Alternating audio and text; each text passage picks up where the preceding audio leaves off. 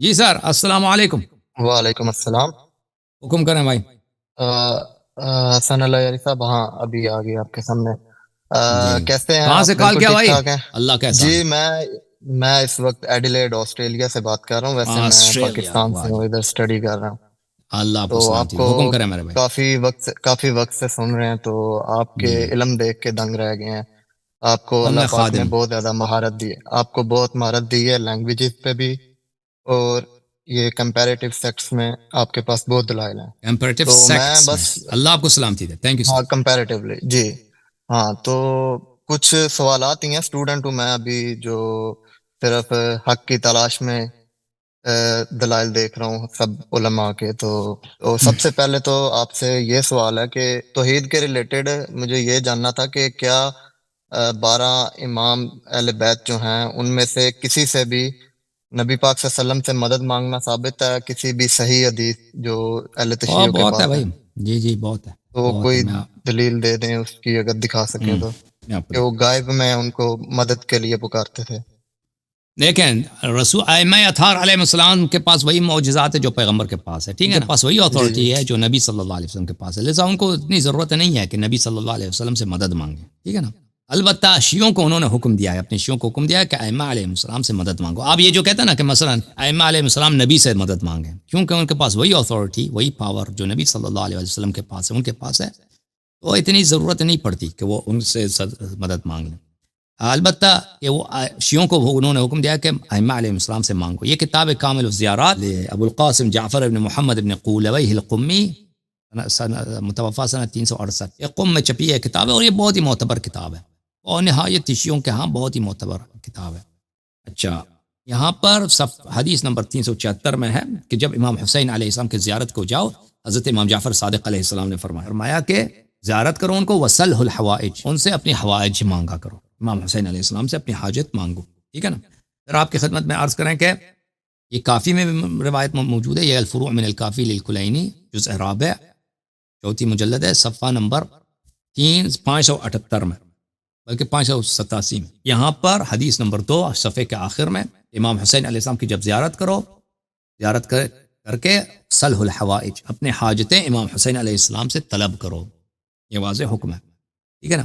اس کے علاوہ اس سے آپ کے اسی سے لیڈنگ کوسچن یہ ہے کہ اماموں سے یا اہل بیت یا مولا علی سے سن یا لینا نبی بھائی، پاک سن، صلی اللہ علیہ وسلم سے، ہاں، جی جی، بولیں بولیں میں بولیں یہ بولیں۔ جاننا چاہتا ہوں کہ غیر اللہ سے مدد مانگنے کی حاجت ہی کیا ہے، جب اللہ تمام حاجت کو پوری کرنا کا کیوں؟ کامل ہے؟ کیونکہ اللہ تعالیٰ حاجت پورا کر دیتا ہے، لیکن کبھی کبھار اللہ تعالیٰ چاہتا ہے کہ اس کے اولیاء کے در سے آپ لے لیں، ٹھیک ہے نا۔ اہل بیت علیہ السلام نے اس کا حکم تو دیا۔ وہ اللہ تعالیٰ خود بھی، وسیلے دیکھو کے اللہ تھرو تعالیٰ ہوگا؟ خود بھی ہدایت کر سکتا تھا، اللہ تعالیٰ ہادی نہیں ہے، نبی صلی اللہ علیہ وسلم جی بھیجنے جی، کی کیا ضرورت ہے، بھیجنے کے اس کیوں بھیجا ہے نبی صلی اللہ علیہ وسلم، ٹھیک ہے نا۔ وہ تو ذریعہ بنے نا، ہاں، تو یہاں بھی ذریعہ ہے، ٹھیک ہے نا۔ اللہ تعالیٰ اور مدد کرنے کافی وسیلہ، ہے، اللہ تعالیٰ کافی ہے مدد کرنے کے لیے، لیکن ابھی آپ بیمار ہو جائیں ڈاکٹر کے پاس جائیں گے نا، یہ تو نہیں کہیں گے کہ اللہ تم شفا دے دو، ٹھیک ہے نا۔ آپ نے مجھ جی سے جو طلب کیا کہ اہل بیت علیہ السلام کے حکم میں موجود ہے، ملاحظہ کریں، یہ کتاب ہے الاصول من الکافی للکلینی، جلد نمبر کون سی ہے بھائی؟ جلد نمبر 2 ہے، یہاں پہ ملاحظہ فرمایا، یہ صفحہ نمبر 558، یہ حدیث نمبر 9 آخر میں یہ روایت ہے کہ اگر کوئی آپ بہت ہی حزین ہو جائیں تو یہ اس طرح دعا کریں، یا جبرائیل یا محمد، یا جبرائیل یا محمد اکفیانی ما انا فی فانکما کافیان واحفظانی باذن اللہ فانکما حافظ۔ فرمایا کہ اس طرح دعا کرو، یا جبرائیل یا محمد میری سپورٹ کرو، اور بولتے جاؤ، اکفیانی ما انا فی، میری کفایت کرو، میں جس پرابلم میں ہوں یہ پرابلم مجھے دور کرو، واحفظانی، اور میری حفاظت کرو، باذن اللہ، اللہ کے اذن کے ساتھ، فانکما حافظان، تم دونوں میری حفاظت کر سکتے ہو، ٹھیک ہے نا۔ یہ طلب حاجت ہے جبرائیل اور رسول صلی اللہ علیہ وآلہ وسلم سے۔ پھر ملاحظہ فرمائیے کہ کتاب بحار الانوار جلد نمبر 91، کتاب الذکر والدعاء، یہاں پہ ہے کہ مفضل ابن عمر نے روایت کی ہے کہ امام جعفر صادق علیہ السلام نے فرمایا، اذا كانت لك حاجة الى الله وذقت بها ذرعا، جب کوئی حاجت ہو تو 2 رکعت نماز پڑھو، اس کے بعد 3 دفعہ اللہ اکبر کہہ دو، اور پھر حضرت زہرا سلام اللہ علیہا کی تسبیح پڑھو، اور پھر 100 مرتبہ کہہ دو، یا مولات یا فاطمہ تو اغیثینی، اے میرے مولات، اے میری سیدانی، اے فاطمہ تو زہرا سلام اللہ علیہ، اغیثینی، میری مدد کرو، ٹھیک ہے نا۔ پھر پھر اپنا دائیں چہرہ زمین پہ رکھو، یہی پھر بائیں چہرہ، 100 مرتبہ سب بولتے رہو. وَاذْكُرْ حَاجَتَكَ، اور پھر اپنا حاجت ذکر کرو، اب اللہ تعالیٰ قضا کر دے گا، آپ کی حاجت پوری ہو جائے گی. ٹھیک ہے نا.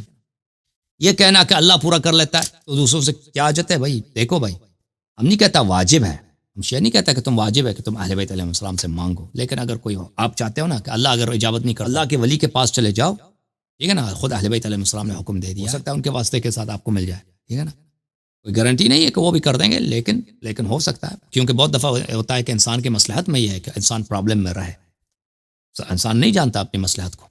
یعنی بہت دفعہ ہوتا ہے کہ فقر انسان کے لیے بہتر ہے مالداری سے، مرض بہتر ہے صحت سے، وہ نہیں جانتا انسان خود اپنی اصلاح کو.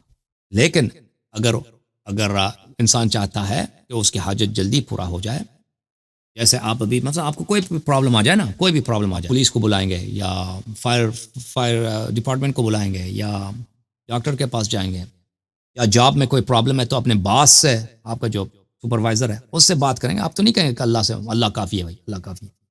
یہ تو بالکل بیوقوفی والی بات ہے. یعنی اللہ بالکل کافی ہے، لیکن اگر اللہ نے راستے بھی تو بتائے نا کہ یہ اس طرح کرو. لیکن وہ ٹھیک ہے تو نا. ظاہری اسباب ہو گئے. یہ بھی ظاہری اسباب ہیں. یہ رسول صلی اللہ علیہ وسلم ظاہری اسباب ہیں. وہ ایک بشر تھے، اب اس دنیا میں نہیں رہے. اللہ تعالیٰ نے ان کو ہماری جیسے ہدایت کے لیے بنایا ہے. ظاہری اسباب ہے. ٹھیک ہے نا. کیا فرق پڑتا ہے ظاہری اسباب؟ ایک ظاہری اسباب ہے نبی صلی اللہ علیہ وسلم، ایک ظاہری اسباب ہے جبرائیل علیہ السلام، ایک ظاہری اسباب ہے امام علیہ السلام، ایک ظاہری سبب ہے کربلا، ایک ظاہری سبب ہے جو آپ کے شہر میں ڈاکٹر ہے یا فائر ڈپارٹمنٹ ہے. ٹھیک ہے بھائی. یا کہہ دو غیبی سبب ہے، تو غیبی سبب تو کیا ہوا؟ غیبی سبب ہوا، کوئی مشکل ہے. اگر کوئی شخص ہمیں نظر نہیں آتا ہم لیکن وہ ہمیں دیکھ رہا ہے، سن رہا ہے. ہم ہر نماز میں السلام علیکہ ایھا النبی کہتے ہیں نا صلی اللہ علیہ وسلم، تو کیا ہوا؟ غیبی ہوا. تو صوبت لیکن وہ اللہ نہیں ہے. دیکھیں ایک شخص ہے نبی صلی اللہ علیہ وسلم، میں ہر نماز میں اس کو سلام دیتا ہوں، السلام علیکہ ایھا النبی. ٹھیک ہے نا.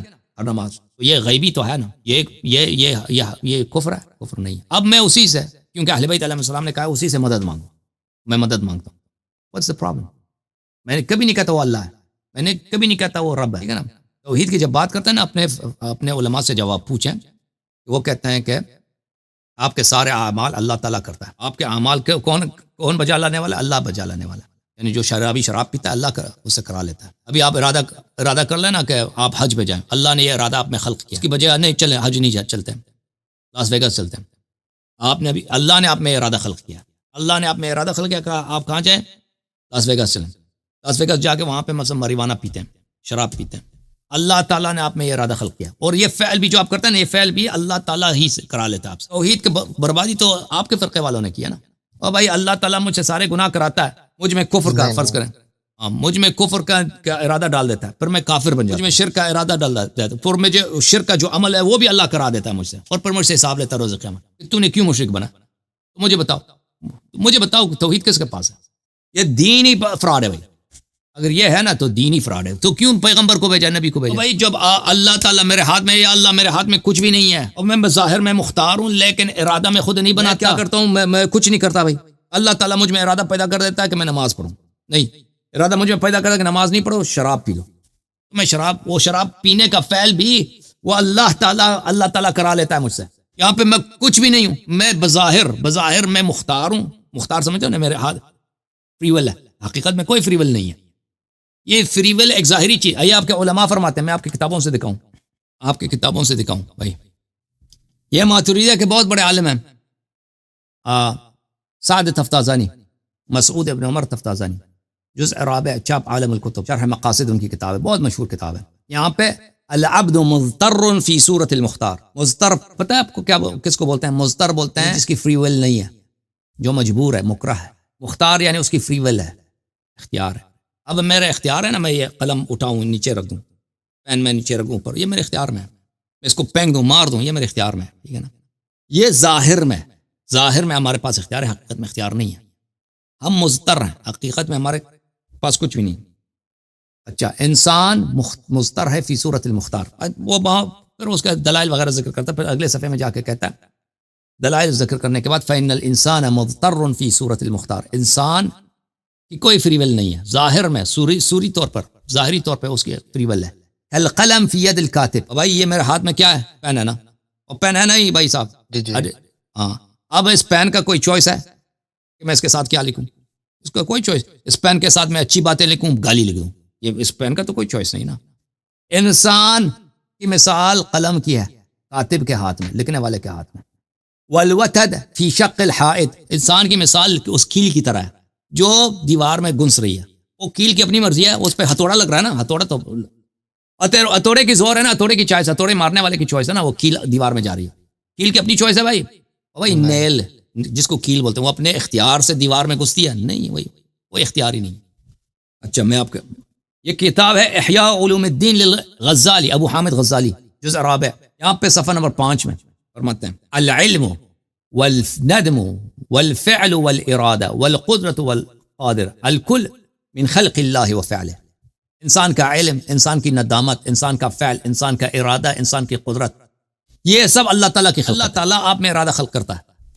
بھئی آپ نے شراب پینی، آج آپ نے نماز نہیں پڑھنی، یا آج آپ نے نماز پڑھنی شراب نہیں پینی، کیونکہ اللہ قرآن میں فرمایا واللہ خلقکم ما تعملون. قرآن یہ کہہ رہا ہے کہ اللہ نے تمہیں خلق کیا اور وہ بت جو تم بنا رہے ہو ان کو، وما تعملون یعنی وہ بت جو تم بنا رہے ہو. لیکن یہ اس کا اور ہی مفہوم لیتے ہیں، اللہ تعالیٰ تمہیں اور تمہارے اعمال کو خلق کرتا ہے. هذا هو الحق عند ذوي الابصار وما سوى هذا ضلال، یہ حق ہے، اس کے علاوہ سب گمراہی ہے. فإن قلت أفليس للعبد اختیار في الفعل والترك، اگر تم یہ کہہ دو کہ بھئی انسان کے پاس کیا اختیار نہیں ہے کہ ہم کر رہے ہیں یا نہ کریں، انجام دیں یا ترک کریں، یہ اختیار نہیں ہے.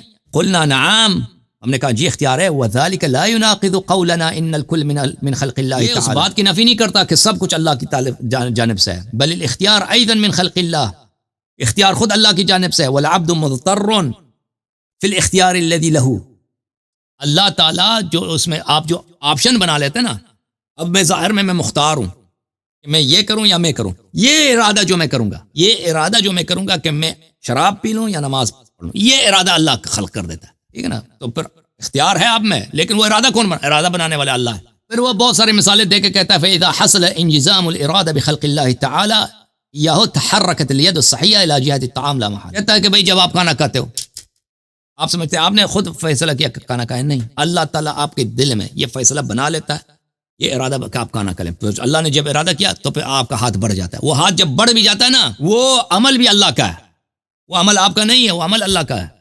کھانے کی طرف آپ چائے کھانا ہے، چائے شراب ہے، جو بھی چوری اٹھا کے کسی کو قتل کریں، وہ بھی اللہ کا ہے. تو یہ تو پھر دین کا مذاق ہوا نا بھائی، سب اعمال اللہ کا ہے. تو پھر کافر اور مسلم میں فرق کیا ہے؟ کوئی فرق ہے بھائی؟ کافر کو اللہ نے کافر بنایا، مسلم کو اللہ نے مسلم بنا دیا بھائی. ٹھیک ہے نا. اور پھر ہم شریعت کیوں بھیجا ہے؟ اس مسئلے میں اہل تشیع کا کیا موقف ہے؟ ہمارا موقف یہ ہے کہ ہمارا فل کیا ہے، اختیار ہے، اختیار ہے. میری مرضی، میں اپنی مرضی سے لکھتا ہوں، اللہ تعالیٰ مجھے مجبور نہیں کرتا. اللہ تعالیٰ نے مجھے چوائس دی، ہدایت کی ہے، بھئی یہ صحیح راستہ، یہ غلط راستہ، تم کسی کو اختیار کرو. ٹھیک ہے نا. بعض دفعہ انسان یہ ہوتا ہے کہ انسان میں انکلینیشن بہت مضبوط ہو جاتے ہیں، وہ بھی اب انسان کے اپنی پریویس چوائسز کی وجہ سے. میرے پریویس چوائسز ایسے تھے کہ گرچہ ابھی میرے پاس اختیار ہے نا، لیکن میں نے پہلے جو راستہ انتخاب کیا، میں نے زندگی میں ایسے کام کیا کہ ابھی فی الحال میرے لیے بہت مشکل ہے کہ میں اس راستے سے ہٹ کر دوسرے راستے کی طرف جاؤں. مشکل ہے، لیکن وہ مشکل کہاں سے آیا؟ یعنی 50-50 نہیں ہے میرے پاس. بہت دفعہ انسان کے پاس 50-50 چوائس ہوتا ہے نا کہ میں یہ کروں یا نہ کروں. بعض دفعہ انسان کے پاس 50-50 چوائس نہیں ہوتی، 80-20 چوائس ہو، لیکن وہ بھی اپنے انسان کے اپنے اعمال کی وجہ سے. انسان نے اپنے ایسے کام کیا نا کہ اس کی مجبوری بن جاتی ہے، اس کے انکلینیشن یا پری ڈسپوزیشن اتنی بڑھ جاتی ہے کہ وہ ایک طرف کو ترجیح دے دیتا ہے. لیکن ہمیشہ انسان رک سکتا ہے. انسان ہمیشہ، آپ کے پاس یہ چوائس ہے کہ آپ اس راستے کو چھوڑ دیں دوسری. یہ انسان کے اپنے فعل ہیں، اور اللہ تعالیٰ کوئی کام نہیں کراتا بھائی. ابھی اگر میں پانی پی لوں، یہ میرا اپنا فعل ہے. اللہ نے مجھ میں طاقت دی ہے، میرے ہاتھ میں، میرے بدن میں انرجی ہے، میں اس کے ذریعے پانی پیوں گا. میں چاہوں تو شراب پی لوں اسی انرجی سے، ٹھیک ہے نا. وہ کہتے ہیں نہیں اللہ وہ اور طرح کی کہتے ہیں نا. آپ کے علماء کہتے ہیں یہ جو آپ پانی پیتے ہیں اللہ کا کام ہے. اگر آپ کہتے ہیں آپ نے یہ کام کیا، مشرک ہو گئے، کیونکہ اللہ خلقکم ما تعملون، اللہ سب کی چیز کا خالق. اللہ آپ کے اعمال کا خالق کون ہے؟ اللہ ہے. آپ کے اعمال کا خالق اللہ ہے، یعنی آپ جو بھی کرتے ہیں اللہ کرتا ہے بھائی. اللہ تعالیٰ اعیان کا، اجسام کا اور اجسام کے صفات کا اللہ تعالیٰ خالق ہے. ہمارا عقیدہ ہے کہ افعال کا خالق اللہ تعالیٰ نہیں ہے. اوکے میرے بھائی، صحیح ہو گیا؟ جی ٹھیک ہو گیا. Okay, thank you sir. Allah خیر. جی اس کے بعد دوسرا سوال میرا یہ ہے کہ نبی پاک صلی اللہ علیہ وسلم نے ساری زندگی حضرت ابوبکر، عمر و عثمان کو اپنے ساتھ رکھا ہے، تو آپ کے نزدیک تو وہ منافق تھے، تو ساری زندگی ان کو منافق ہوتے ہوئے اپنے ساتھ رکھنا اپنے نبوت کے دعوے کے بعد سے لے کے ساتھ اپنی وفات تک، تو اس کے اندر کیا منفرد تھی؟ تو کہاں ساتھ رکھا ہے؟ مطلب کیا مطلب ساتھ رکھا ہے؟ مطلب اپنے تمام جنگوں میں ساتھ تھے، اگر منافقت اتنی عیاں تھی تو ان کو ان جنگوں میں کا تو ساتھ ان جنگوں میں کو تو سب کو اپنے لے کے ساتھ آتے نہ تھے نا. رکھتے؟ نبی صلی اللہ علیہ وآلہ وسلم کبھی منافقین کو اپنے آپ سے طرد نہیں کیا، کسی بھی منافق کو طرد نہیں، اس کو اپنے آپ سے دور کرے. ٹھیک ہے نا. آپ جو ساتھ رکھنے کا مطلب یہ ہے کہ اگر آپ کہتے ہیں نا کہ ان کو بڑے بڑے عہدے دیے تو کوئی عہدہ نہیں دیا. یعنی نبی صلی اللہ علیہ وسلم کے حیات شریف میں دیکھیں ابو بکر کو کیا عہدہ دیا؟ کچھ بھی عہدہ نہیں دیا. بہت سارے لوگوں کو گورنر بنا دیا، ان کو کوئی حکم نہیں ملا. بہت سارے لوگوں کو کمانڈر بنا دیا جنگوں میں، ان کو نہیں بنایا. ٹھیک ہے نا. ان کا کیا تھا کہ آپ ساتھ رکھا ہے. بھائی مدینے میں یہ رہتے ہیں، نبی صلی اللہ علیہ وسلم بھی رہتے ہیں، یہ مسجد میں آتے ہیں، نماز پڑھتے ہیں، نبی صلی اللہ علیہ وسلم نماز پڑھاتے ہیں. نبی صلی اللہ علیہ وآلہ وسلم کے پاس زکوٰۃ آتا ہے مختلف جگہوں سے، یا غنائم آتے ہیں تو تقسیم کرتے ہیں، یہ بھی اپنا حصہ اٹھا کے لے کے جاتے ہیں. تو اپنے ساتھ رکھنے سے اگر مراد یہ ہے کہ مدینے میں رہتے تھے، نبی صلی اللہ علیہ وسلم بھی مدینے میں رہتے تھے، یہ مسجد میں نماز پڑھتے تھے، نبی صلی اللہ علیہ وسلم نماز پڑھاتے تھے، بات آپ کی صحیح ہے. لیکن یہ بہت مدینے کے سب منافقین کو یہ حاصل تھا. یعنی نبی صلی اللہ علیہ وسلم نے کسی بھی منافق کو رد نہیں کیا، طرد نہیں فرمایا نفاق کی وجہ سے کہ تم دور ہو جاؤ، یہاں پہ نہ جاؤ. ہاں ایک دفعہ کیا تھا، الحکم ابن العاص، عثمان کے جو چچا تھے حکم، اس نے وہ کیا تھا، وہ مذاق اڑاتا تھا. وہ آدمی کیا نقل ہوتا رہتا تھا، نبی صلی اللہ علیہ وسلم کا مذاق اڑاتا تھا. نبی صلی اللہ علیہ وسلم آگے آگے جا رہے ہیں، وہ پیچھے سے آگے اپنی شکل کس کا بناتا تھا، اس کا جو چپکلی کا شکل بناتا تھا، منہ ٹیڑھا کرتا تھا، اس سے مذاق اڑاتا تھا پیچھے سے. ایک دفعہ نبی صلی اللہ علیہ وسلم نے اچانک دیکھا کہ اس کا منہ ٹیڑھا ہے، تو فرمایا کن ہاکذا، فرمایا کہ اسی طرح رہو. وہ اسی آخر مرتے دم تک اس کا شکل بگاڑ نہیں گیا، صحیح نہیں ہوا، اس کا شکل منہ ٹیڑھا رہ گیا. وہ نبی صلی اللہ علیہ وسلم کے اعجاز میں سے.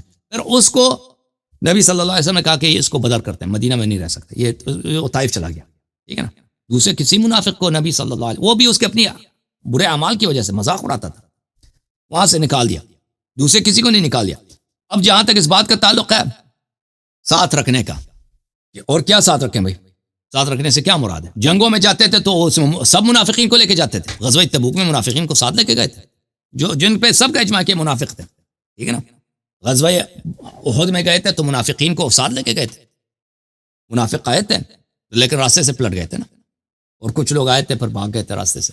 تو ساتھ رکھنے سے اگر مراد یہ ہے کہ نبی صلی اللہ علیہ وسلم کے ساتھ یہ رہتے تھے، بالکل وہ سب مدینے والے رہتے تھے، اور نبی کریم صلی اللہ علیہ وسلم کسی کو اپنے سے طرد نہیں کرتے تھے.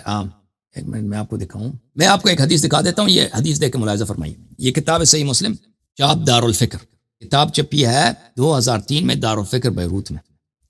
یہاں پہ ملاحظہ فرمائیے، یہ صفحہ نمبر 1172 ہے یہ حدیث. عروہ ابن زبیر روایت کرتے ہیں کہ عبداللہ ابن زبیر نے ایک کہانی اپنے بیٹے کو سنائی. حدیث نمبر ہے 2357. ایک رجل انصار کا تھا اور یہ بھی بدری تھا اصل میں. اس کا جھگڑا ہو گیا زبیر سے، اس بات پر کہ یہ پانی کا حصہ، کہ وہ باغات کو پانی دینے میں ان کا جھگڑا ہو گیا آپس میں کہ پانی پہلے کس نے، اپنے درختوں کو کس نے پانی دینا. تو انصاری نے اس سے کہا، انصار والے نے طلحہ سے کہا کہ پانی کو آنے دو. تو انہوں نے کہا کہ نہیں، پانی پہلے ہمارا حق بنتا ہے، ہم پانی لیتے ہیں. تو دونوں چلے گئے نبی صلی اللہ علیہ وسلم کے پاس اپنا مقدمہ لے کر کہ آپ فیصلہ سنا دیں. تو رسول اللہ صلی اللہ علیہ وسلم نے زبیر سے کہا اسقِ یا زبیر ثم ارسل الماء الی جارک. یہ دونوں آپس میں پڑوسی تھے. رسول اللہ صلی اللہ علیہ وسلم نے فرمایا کہ زبیر تم پہلے اپنے درختوں کو پانی دے دو، پھر پانی کا راستہ کھول دینا تاکہ آپ کا جو پڑوسی ہے اس کی باری آ جائے. تو اس کو غصہ آیا، انصاری کو غصہ آیا، وہ جو صحابی تھا. اس نے کہا یا رسول اللہ ان کان ابن عمتک، اس نے کہا یا رسول اللہ یہ آپ کے کزن جو ہے نا، کزن ہونے کی وجہ سے. اس نے صرف اتنا کہا یہ آپ کے کزن، یعنی آپ نے پہلے باری اس کو دیا، مجھے نہیں دیا، یہ آپ کے کزن ہے اسی لیے. اچھا تو یہ ایک طرح سے اتنے گالی بھی نہیں ہے، بس ایک عدم رضایت ہے، ایک اعتراض ہے. فتلون وجه نبی اللہ صلی اللہ علیہ وسلم، رسول پاک صلی اللہ علیہ وسلم کا چہرہ کا رخ بدل گیا، غضب کیا. اچھا عرض یہ ہے کہ اس کے متعلق دیکھ علماء کیا کہتے ہیں. یہ کتاب ہے صحیح مسلم بشرح النووی، مجلد نمبر 8، چاپ دار الفکر، جز 15. یہاں پر اسی حدیث کو نقل کرنے کے بعد نووی صاحب شرح میں کیا فرماتے ہیں. قال العلماء، علماء کا موقف، ولو صدر مثل هذا الكلام الذي تكلم به الانصاری اليوم من انسان، اگر یہی بات جو انصاری نے اس وقت کہا تھا آج کے دن کسی انسان سے صادر ہو جائے، یعنی اس کا مقصد یہ ہے کہ نبی کریم صلی اللہ علیہ وسلم نے رشتہ داری کی وجہ سے انصاف نہیں کیا، رشتہ داری کی وجہ سے انہوں نے غلط فیصلہ سنا دیا، یعنی بے انصافی کیا. کان کفر، یہ کفر ہے، وجرت علی قائلہ احکام المرتدین، اور اس کا بولنے والے پہ کیا ہوگا؟ مرتد کے احکام جاری ہوں گے، فیجب قتلہ، پھر اس کو قتل بھی کریں گے۔ اچھا پھر پیغمبر صلی اللہ علیہ وسلم نے اس کو قتل کیوں نہیں کیا؟ قالوا انما ترکہ النبی صلی اللہ علیہ وسلم لانه كان في اول الاسلام، نبی صلی اللہ علیہ وسلم نے اس کو سزا نہیں سنایا اس لیے کہ اسلام کا آغاز کے ایام تھے۔ یتألف الناس، لوگوں کے محبت جذب کرتے تھے پیغمبر صلی اللہ علیہ وسلم، اگر قتل کرتے نا اس کا پورا خاندان کہ بھئی یہ غلطی کی وجہ سے آپ نے وہ قتل کر دیا، اس کے کتنے لوگ برے کہتے ہیں، بدنامی ہو جاتی ہے۔ کان یتألف الناس، وہ لوگوں کے ساتھ الفت دکھاتے تھے تاکہ لوگوں کی محبت جذب کریں۔ وَيَدْفَعُ بِالَّتِي هِيَ أَحْسَنُ، لوگوں کی برائی کو اچھائی کے ساتھ جواب دے۔ وَيَصْبِرُ عَلَىٰ أَذَى الْمُنَافِقِينَ، اور منافقین کے اذیت پہ صبر کرتے تھے، یعنی ان کا نبی صلی اللہ علیہ وسلم کی روش یہ نہیں تھی کہ منافقین کی اذیت کو ان کے مقابلے میں اس سے زیادہ وہ کوئی ریاکشن دکھائے، نہیں، صبر برداشت کرتے تھے۔ وَمَنْ فِي قَلْبِهِ مَرَضٌ، اور جن لوگوں کے دل میں بیماری ہے یعنی منافقین، ان کی اذیت کو وہ برداشت کرتے تھے، تحمل کرتے تھے۔ وَيَقُول، اور فرماتے تھے یسروا ولا تعسروا، فرماتے تھے اپنے اصحاب سے کہ لوگوں کے لیے آسانی پیدا کرو، سختی نہ کرو، کیا کرو۔ وَبَشِّروا ولا تُنَفِّروا، اور لوگوں کو اچھی خبریں سنایا کرو، لوگوں کو اسلام سے بگایا نہ کیا کرو۔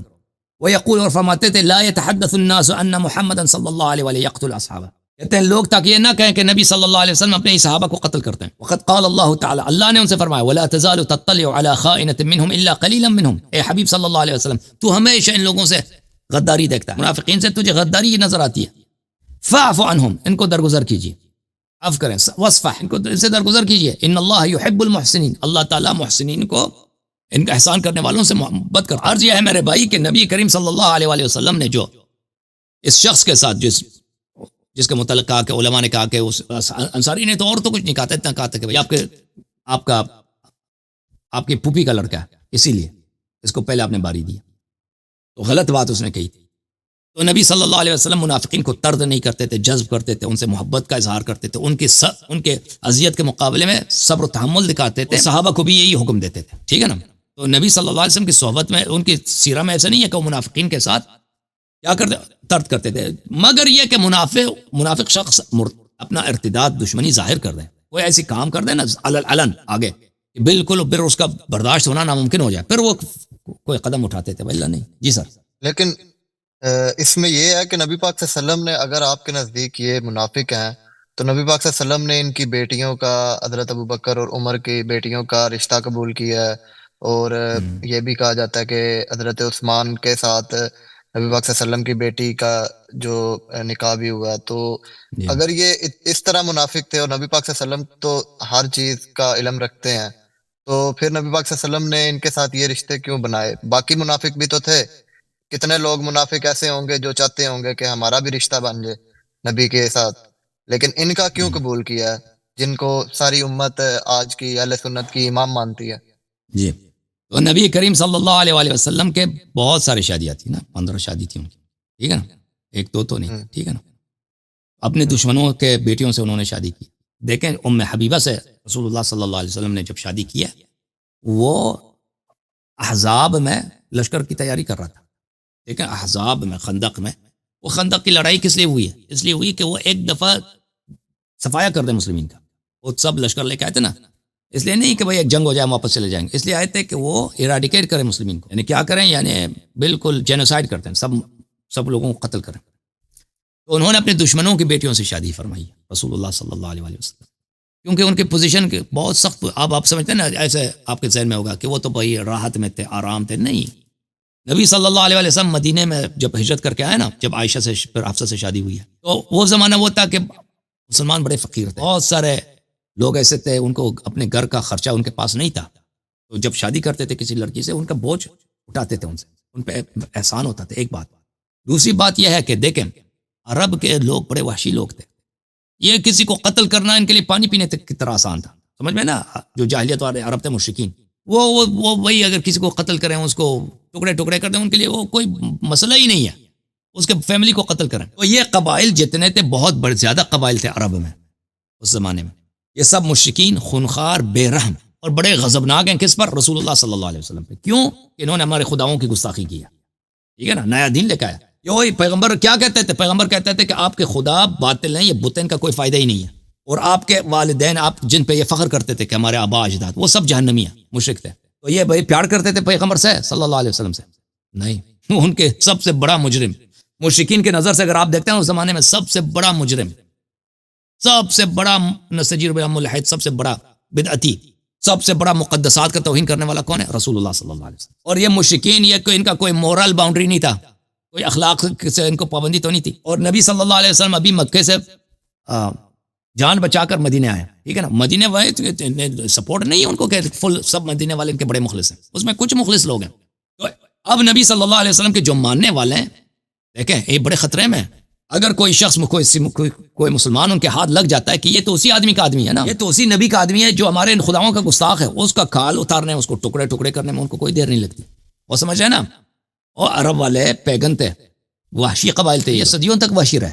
آپ کے جو عرب کے قبائل تھے نا، اللہ جانتا ہے ناصر خسرو کے سفر نامے میں ادھر لکھا ہے کہ میں عرب میں گیا تھا تو وہاں پہ میں نے اپنی آنکھوں سے دیکھا کہ یہ کتے جیسے لوگ بکری پالتے ہیں یہ کتے پالتے ہیں، اسلام کے 400-500 700 سال بعد 800 سال بعد کتے اس کو پھر ذبح کرتے ہیں، اس کو کاٹتے ہیں، جیسے دوسرے لوگ دمبے کا گوشت یا بکری کا گوشت کھاتے ہیں، یہ کتے کا گوشت اسی طرح اس کو موٹا کر کے اس کو کاٹتے ہیں۔ تو اس طرح یہ وحشی قوم تھی۔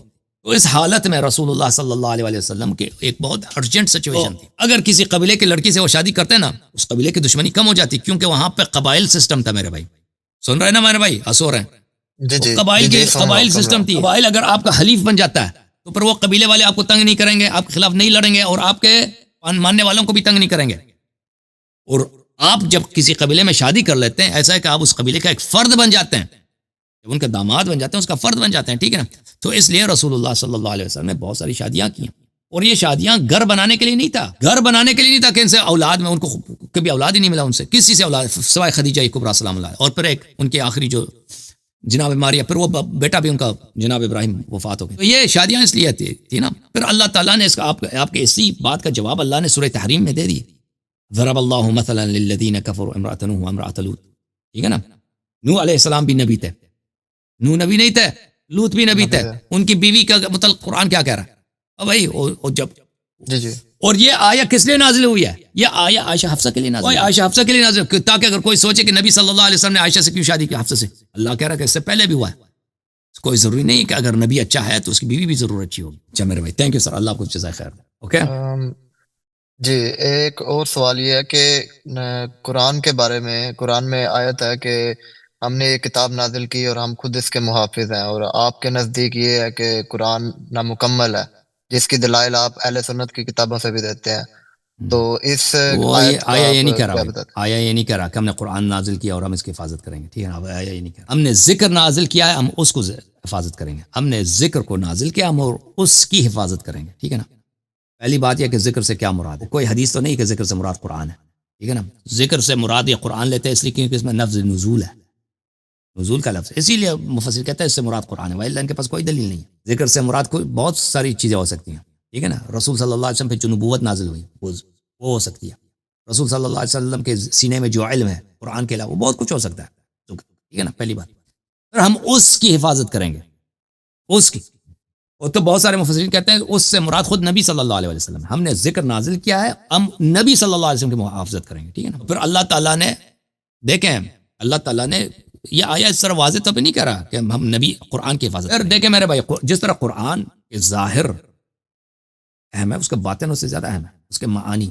دیکھیں اگر آپ میرے پاس ایک کتاب ہے، اس میں ایسے 80% 90% آیات ایسے ہیں جن کا تفسیر رسول پاک صلی اللہ علیہ وسلم سے میرے پاس نہیں ہے، بلکہ 99% احادیث آیات کی تفسیر نہیں ہے، اور رسول پاک صلی اللہ علیہ وسلم ہر آیت نازل ہوتی تھے پڑھاتے تھے، وہ تفسیر بتاتے تھے کیوں نازل ہوئی ہے، معنی کیا ہے، ٹھیک ہے نا۔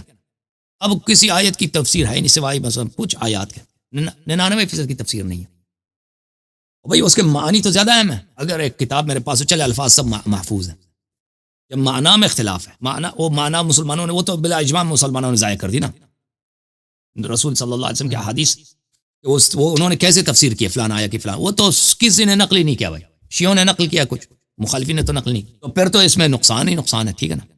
یہ تو صرف آپ الفاظ کو سیو کر لیں، وہ باطن کو سیو نہ کریں، اور پھر آپس میں لڑتے رہیں اس آیت سے کیا مراد ہے، ٹھیک ہے نا، اس آیت کی تفسیر کیا ہے، تو نقصان تو سامنے آ گیا نا۔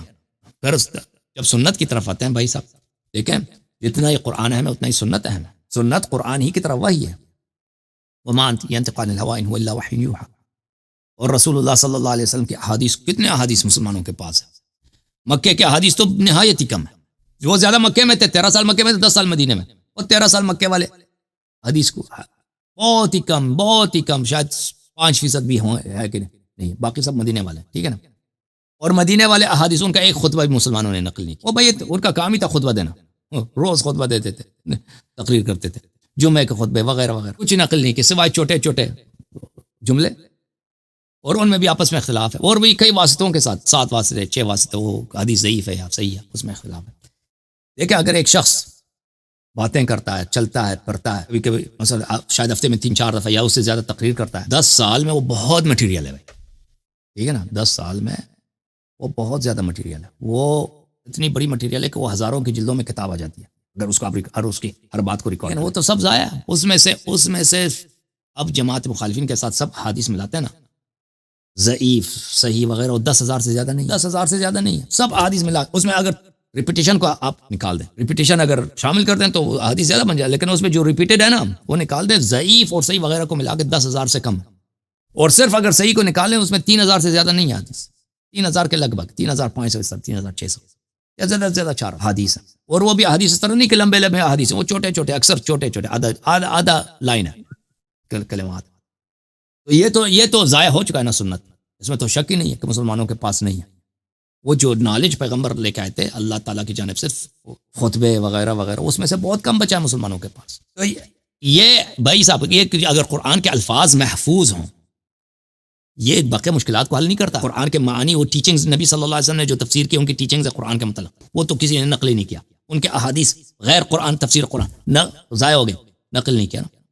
یہ کہ اسلام ناقص ہے, وہی ناقص ہے ہمارے پاس, اس میں کوئی شک ہی نہیں, اس میں بلا شک بلا رہا. لیکن یہ جماعت مخالفین کے پرسپیکٹو سے, شیعہ پرسپیکٹو سے بالکل نقل نہیں ہے, کیونکہ سب محفوظ ہے. آخر میں ایک سوال میں پوچھنا چاہتا ہوں کہ جو سائنٹیفک ایک تھیوری ہے, تھیوری آف ایولیوشن, کہ انسان کی ارتقاء ہوئی ہے بندروں سے اور پھر سارے اسپیشیز سے, تو اس کے اوپر آپ کی کیا رائے ہے؟ امپاسبل. اور اسپیشی دیکھیں, اسپیشی دوسرے اسپیشی سے نہیں بنتی, اسپیشی کبھی دوسرے اسپیشی میں چینج نہیں ہوتی, یعنی یہ امپاسبل ہے. تو پھر اس اللہ کی خلقت, اللہ کی خالقیت کی ایک بڑی دلیل یہی ہے کہ ہم دنیا میں دیکھ رہے ہیں پرندے, یہ خود بخود نہیں, ہمارے ڈی این اے بہت زیادہ میچ ہوتے ہیں چمپینزی اور باقی دیگر جانوروں سے.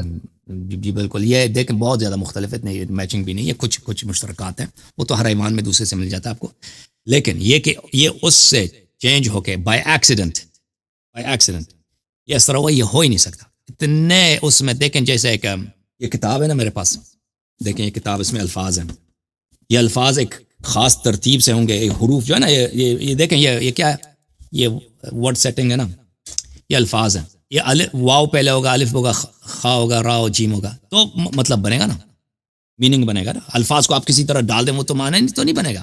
تو یہ دیکھیں کتاب ایک فقرہ, ایک جملہ, اس میں مثلا فرض کریں 15 حروف ہیں, 15 لیٹرز. اگر آپ اس کو کیلکولیٹ کریں کہ بائی ایکسیڈنٹ آپ ہلاتے جائیں نا, اگر آپ مثلا کی بورڈ آپ کے پاس ہے, ایسے ہی 15 حروف, اس میں سے ایک اسپیسیفک آپ کو سینٹنس دے دیں, یہ پتہ ہے آپ کو, آپ اس کو کیلکولیٹ کریں, آپ ہر سیکنڈ میں مثلا 10 لیٹر کو بھی دبائیں, یہ بگ بینگ سے لے کر آج تک آپ خود اس کو کیلکولیٹ کریں. کبھی زیادہ پروبیبلٹی ہے, پروبیبلٹی یعنی بگ بینگ سے آج تک یہ ٹائم کافی نہیں ہے کہ ایک فقرہ جس میں مثلا 20 ورڈز ہیں, اگر آپ ایسے رینڈملی ماریں کی بورڈ کو, یہ جملہ بن جائے, یہ آپ مارتے جائیں. یعنی اگر بگ بینگ ہے 15 بلین ایئرز بیفور, یہی ایسٹیمیٹ ہے, 15 بلین ایئرز, 14.5, ابھی یہ ٹائم کافی نہیں ہے. انسان کی ڈی این اے جو ہے, کیا ہے بھائی, یہ کتاب اس کے سامنے کچھ بھی نہیں ہے. انسان کی ڈی این اے, ٹھیک ہے نا, بالکل انسان کی یہ کچھ بھی نہیں ہے, یہ کچھ بھی نہیں ہے. یعنی بڑی سے بڑی لائبریری لے کے آئے, اس میں انسان کی ڈی این اے میں جو فارمولا ہے, جو لیٹرز ہیں, جو ایک اسپیسیفک انفارمیشن کی ارینجمنٹ ہے, جیسے اس کتاب میں بہت کمپلیکس ہے, اسی طرح ہوگا تو انسان ہوگا. اگر اس میں آگے پیچھے کریں نا, انسان نہیں بنے گا, کوئی اور چیز بنے گا. تو اس طرح رینڈملی, اور پھر دیکھیں یہ بائی چانس, دیکھیں جب چمپینزی کو آپ کہتے ہیں کہ وہ انسان بن جاتا ہے, دیکھیں ڈی این اے انفارمیشن لاس تو ہوتی ہے، گین نہیں ہوتی، امپروومنٹ کی طرف نہیں جاتی. کیونکہ آپ دیکھیں، اگر آپ ایک کالے آدمی کو لے کے جائیں سفیدوں کے شہروں میں، وائٹس کے شہر میں، ٹھیک ہے نا، یا اگر ایسے کتے کو لے جو کالا کتا ہے، وائٹ ڈاگس کے کمیونٹی میں لے کے جائیں، اس کا جو پہلا نسل ہوگا کیسا ہوگا؟ ہاں مثلا وہ شاید کچھ براؤن ہو جائے گا، اس میں کچھ کالا رنگ آئے گا. 3-4 نسل کے بعد وہ کالا کتے کے اثر نہیں رہے گا، سب وہ اس کے جتنے کتے کے بچے ہوں گے وہ سب سفید ہوں گے، ٹھیک ہے نا، 4 نسل کے بعد. یعنی کیا ہوگا؟ اس کا جینز بالکل لاس ہو جائے گا. سمجھ رہے ہیں میری بات کو؟ بات یہ ہے اگر امپروومنٹ بنتی ہے، ایک دفعہ امپروومنٹ تو نہیں بنتی نا اتنے زیادہ. امپروومنٹ 3 ہے. پہلی بات ہے کہ ایکسیڈنٹ کے ذریعے امپروومنٹ نہیں بنتی، ایکسیڈنٹ ہمیشہ ڈسٹروائے کرتا ہے جینز کو. بائی ایکسیڈنٹ امپروومنٹ نہیں بنتی، ایکسیڈنٹ ڈسٹروائے کرتا ہے. اگر ہم فرض بھی کریں نا کہ کبھی ایسا ہوا کہ بھائی چمپانزی نے چمپانزی کے ساتھ ریلیٹ کیا ہے، اس کے بچے پیدا ہوئے، اس میں کچھ امپروومنٹ آئی ہے کسی ایکسیڈنٹ کی بنا پر اس کی جینز میں، ٹھیک ہے نا. حالانکہ یہ بہت کم ہے اس کا احتمال، ہمیشہ ڈسٹروائے. یہ اگلی نسل میں یہ ضائع ہو جائے گا، یہ امپروومنٹ. آپ سمجھ رہے ہیں نا میری بات کو؟ جی اگلی نسل میں، کیونکہ اسی نے اسی کمیونٹی میں شادی کرنی ہے، اس چمپانزی نے اسی کمیونٹی میں دوسرا جین پول میں اس کو ملاپ ہو جائے گا، پھر جو تھوڑی بہت امپروومنٹ آئی وہ ضائع ہو جائے گا، ختم ہو جائے گا. امپروومنٹ اتنی زیادہ کبھی نہیں ہوتی کہ وہ بالکل پھر وہ لاس نہ ہو جائے، وہ گین جو ہے لاس نہ ہو، یہ کبھی نہیں ہوتی. امپروومنٹ اگر تھوڑی بہت، پہلی بات ہے امپروومنٹ حاصل نہیں ہوتی، ڈسٹرکشن ہوتی ہے انفارمیشن کی ایکسیڈنٹ میں. اگر حاصل بھی ہو جائے تو پھر کیونکہ وہ اسی کمیونٹی میں اس کی دوبارہ وہ دوسری اسی جین پول میں وہ رہے گا، تو وہ انفارمیشن ضائع ہو جائے گی، تو ایک کبھی امپروومنٹ حاصل نہیں ہوگا. پر یہ کہ ایک اسپیشی مثلا جو ہے دوسری اسپیشی بن جائے، مثلا ریبٹ ایگل میں تب چوہا کیٹ میں تبدیل، یہ تو بھائی یہ مذاق بنایا ان لوگوں نے، یہ تو بالکل پاگل ہے. لیکن بہرحال اگر آپ ٹائم دیکھیں، جو زمین کی جو عمر ہے، زمین کی جو ایج ہے 4.5 بلین، مجھے جو یاد پڑتا ہے، میں نے بہت سال ہو گئے نہیں پڑھے، 4 بلین ہے. وہ کول ڈاؤن کے بعد کتنا ہے؟ 2 بلین ایئرز ہے، 2 بلین ایئرز ہے. یہ بالکل کافی نہیں ہے، یہ ٹائم کافی نہیں ہے. اگر ہم اس کو مان بھی لینا کہ یہ پاسبل ہے، یہ ٹائم کافی نہیں ہے اتنے زیادہ ویرائٹیز آنے کے لیے. اور اکثر ویرائٹیز اچانک ظاہر ہوئے نا، جو فاسل ریکارڈ ہے، آپ پیچھے 150 ملین ایئرز کے پیچھے چلتے ہیں، اس کے بعد اچانک ایک دفعہ یہ چیزیں ظاہر ہو جاتی ہیں. اس سے پیچھے جو 150 ملین ایئرز سے پیچھے جب آپ چلے جاتے ہیں نا، اس میں جو فاسل ریکارڈ ہے اس میں ویرائٹی نہیں ہے. یعنی یہ جو کہتے ہیں، یہ ایوولوشن والے کہتے ہیں کہ 2 بلین ایئرز میں بہت ساری چینجز ہیں، 2 بلین ایئرز کافی نہیں. اللہ جانتا ہے کہ ایک چھوٹے سا امیبیا جو ہے، اگر جو اس کے جینوم اتنا کمپلیکس ہے، وہ سب سے زیادہ سمپل لائف جو ہے یہی سنگل سیل جو جانور ہوتے ہیں وہ ہوتی ہے. اس کی جینوم صرف، اب سیل اسٹرکچر کو چھوڑیں کہ سیل میں مائٹوکانڈریا ہوتا ہے، اس میں نیوکلیس ہوتی ہے، وہ کیا بلا ہوتے ہیں، تو وہ عجیب ہے سیل. اللہ جانتا ہے ایک کائنات ہے، ایک سیل. صحیح کہہ رہا ہوں کہ نہیں کہہ رہا ہوں؟ آپ بایولوجی پڑھیں، ایک سیل، ایک کائنات، ایک دنیا، ایک جہان ہے. جیسے ہماری دنیا کمپلیکس ہے، اس کو سمجھنا بڑا مشکل کام ہے. ایک سیل اسی طرح ایک کائنات ہے. اب اس سیل کے اندر اس کا جو جینوم ہے اتنا کمپلیکس ہے، اس کا بائی ایکسیڈنٹ بننا، بھائی یہ جو کہتے ہیں نا 2 بلین ایئرز ہے ارتھ کا، زمین کا عمر، یہ 2 بلین ایئرز. اگر آپ بگ بینگ سے آج تک اس کو 1 بلین دفعہ بھی ریپیٹ کریں، یہ کافی نہیں ہے کہ وہ بائی ایکسیڈنٹ بن جائے، کیونکہ اس میں اتنے ویریبلز ہیں. تو یہ بالکل ایک مذاق والی چیز ہے ایوولوشن. یہ اللہ تعالیٰ کی قدرت ہے، اللہ کی یہ چیزیں نہیں ہو سکتی خود بخود بائی ایکسیڈنٹ. ان کا بنانے والا ایک بہت ہی پاورفل، ایک بہت ہی حکیم، ایک بہت ہی آل نالجبل. جتنا سوچیں اس کی قدرت میں، اس کی حکمت میں، اس کے علم میں، انسان کا عقل اور مزید دنگ رہ جاتا ہے. انسان اپنی چھوٹے ہونے کا احساس کرتا ہے، اپنی ناچیز ہونے کا احساس کرتا ہے. یہ خالق ہے ہمارا، زندہ جان چیزوں کا اور دوسرے چیزوں کا جو غیر زندہ ہے، سب کا. اللہ آپ کو سلامتی دے میرے بھائی. اسی پہ ملحدین جو ایتھیسٹ ہیں وہ سوال اٹھاتے ہیں کہ اگر ایوولوشن نہیں ہوئی تو اگر آپ کہتے ہیں اسلام میں حضرت آدم سے نسل چلی ہے، حضرت آدم اور حضرت حوا سے، تو کیا ان کی پہلی جنریشن یا پہلی نسل جو ہے وہ انسیسٹ کے تھرو آگے سے پھر بڑھی ہے؟ تو حدیث میں یہ ہے کہ اللہ تعالیٰ نے ان کے لیے اسپیشل مخلوق خلق کیا تھا. حضرت آدم علیہ السلام کے بیٹوں کے لیے اسپیشل مخلوق خلق کیا تھا، ان سے اس کی شادی ہوئی تھی. ٹھیک ہے نا، آسمان سے کوئی مخلوق ایسا خلق کیا تھا کہ ان سے ان کی شادی ہو جائے. ٹھیک ہو گیا جی. اتنے ہی سوال تھے.